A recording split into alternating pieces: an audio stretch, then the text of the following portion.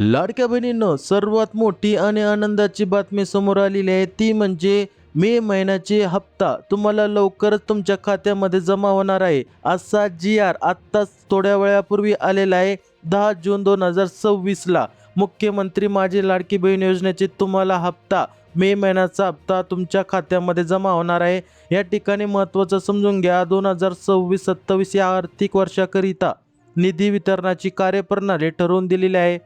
त्यानुसार वित्त विभागाने दिलेल्या मान्यतेनुसार मुख्यमंत्री माझी लाडकी बहीण या योजनेसाठी या लेखा शीर्षकाखाली मे 2026 या महिन्याचा आर्थिक लाभ अनुसूचित जाती घटकांतर्गत पात्र लाभार्थी महिलांना अदा करण्यासाठी 344 कोटी इतका निधी प्रशासकीय विभाग प्रमुख म्हणून सचिव महिला व बाल विकास विभाग यांना अर्थसंकल्पीय निधी वितरण प्रणालीवर वितरित करण्यास शासन मान्यता प्रदान करण्यात येत आहे. म्हणजे ज्या दिवशी तुम्हाला जी.आर. येणार होता, पाठीमागच्या जी.आर. मध्ये पण सांगितलं होतं की 10 तारखेच्या नंतर तुमच्या खात्यामध्ये पैसे जमा होणार, तर 10 तारखेला जी.आर. आलेला आहे. उद्यापासून तुमच्या खात्यामध्ये पैसे जमा होण्यास सुरुवात होणार आहे.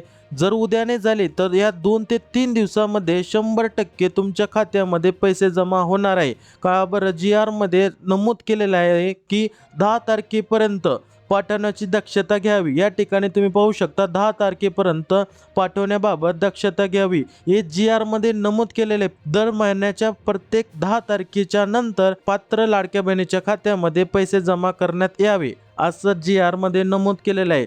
उद्यापासून लाडक्या बहिणीच्या खात्यामध्ये पैसे जमा होण्यास सुरुवात होणार आहे आणि ज्या लाडक्या बहिणी ओपन कॅटेगरीमध्ये असतील त्यांना देखील 2 ते 3 दिवसांमध्ये लाभ त्यांच्या खात्यामध्ये जमा होणार आहे. पाठीमागच्या जी.आर. मध्ये पण असंच झालं होतं. त्याच्यानंतर टप्प्याटप्प्याने प्रत्येक महिलांच्या खात्यामध्ये पैसे जमा होण्यास सुरुवात झाली. ज्या लाडक्या बहिणींना आतापर्यंत हप्ता आला नाही, पात्र देखील आहे, तर अशा सर्व लाडक्या बहिणीसाठी आनंदाची बातमी आहे.